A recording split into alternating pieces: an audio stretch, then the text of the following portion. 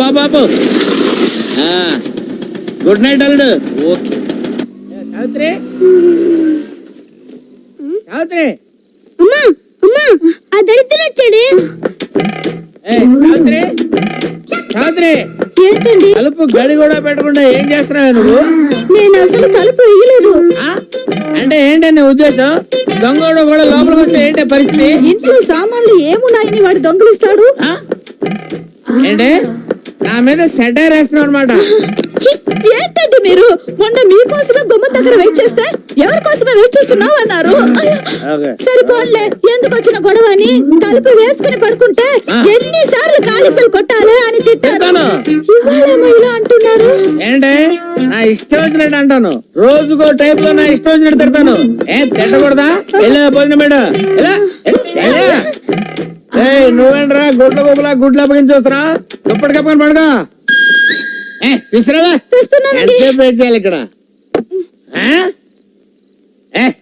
ఏంటి చల్లగా ఉంది అన్నం? మీరు లేట్ గా వస్తారన్న విషయం అన్నానికి తెలియక చల్లబడిపోయిందండి.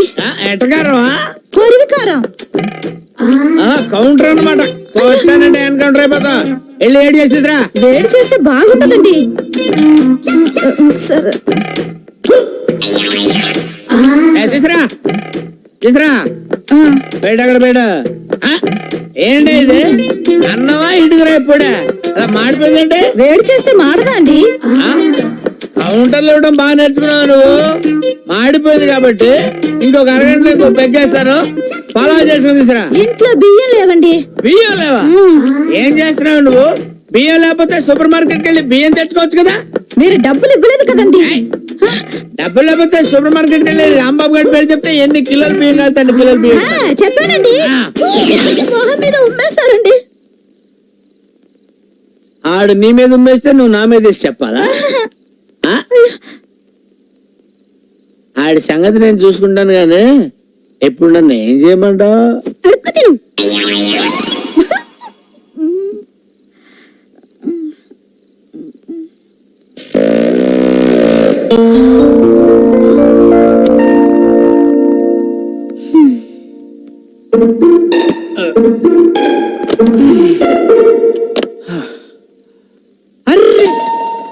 ఇంత టైం అయినా ఇంకా మేలుకునే ఉన్నావా? మేలుకుంటే నీ ఆరోగ్యం పాడైపోదు. మరి తాగితే? అది నీకు పచ్చి నిజం చెప్పనా, రేపటి నుంచి తాగరు. భలే చెప్పవే. మీరు 4 ఏళ్ళుగా భలే చెప్తున్నారుగా. పదండి భోంచేద్దాం. అరే నువ్వింకా భోంచేలేదా? I'm very sorry darling, I'm very sorry darling. అందుకే అన్నారు ఫ్రూట్స్ తినాలి, ఫ్లూట్ వినాలి అని. అంటే ఫ్లోలో వచ్చింది ఫాలో అయిపోవడం, దానికైనా మీనింగ్ పాడా? డార్లింగ్ ఇవాళ నీ చేత్తో అన్నం ముద్దలు కల్పించుకుని తినాలనుంది, పెట్టవా?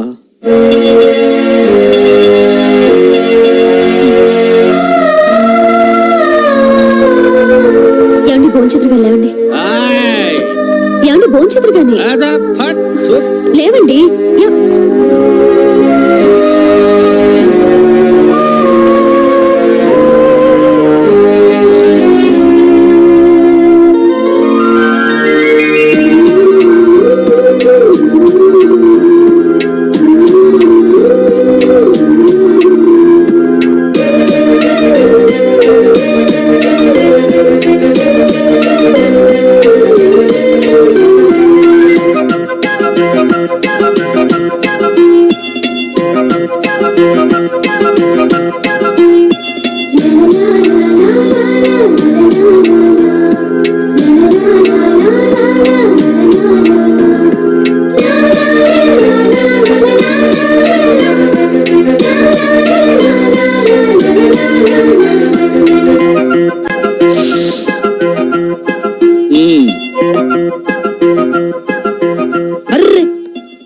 ఏంటి ఇప్పుడు నువ్వు నా కాళ్ళకు దండం పెడతావా?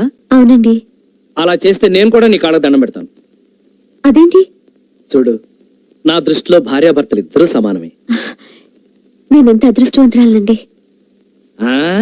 మొదటి రాత్రికి అలా అనేస్తే ఎలా? ఏమండి మీకే అలవాట్లు లేవా? ఎందుకు లేవు? పొద్దున్నే లేవగానే పళ్ళు తోముకుంటాను, తోముకోగానే పాలు తాగుతాను, తాగానే ఒళ్ళు తోముకుంటా, తోముకోగానే టిఫిన్ తింటా. అబ్బా అవి కాదండి, మరి సిగరెట్లు, చిచ్చి, పాలు, తుత్తు, మందు. మీరు నిజంగా చాలా గ్రేట్ అండి. థాంక్స్.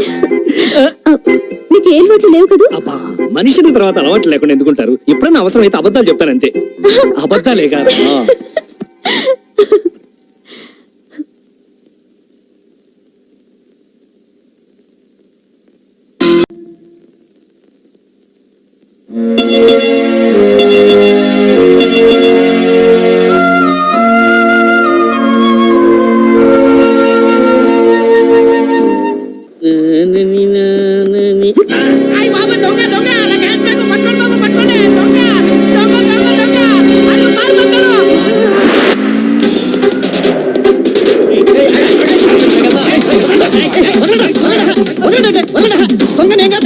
వాడు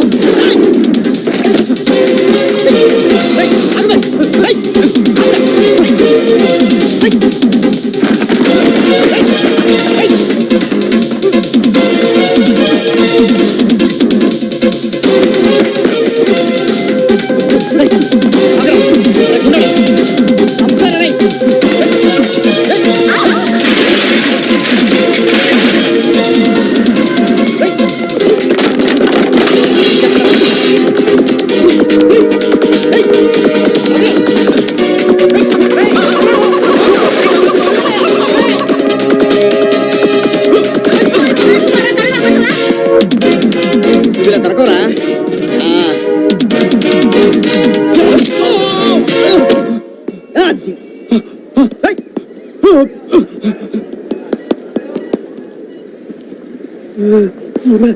బాబాయ్, నా క్యాష్ బ్యాగ్.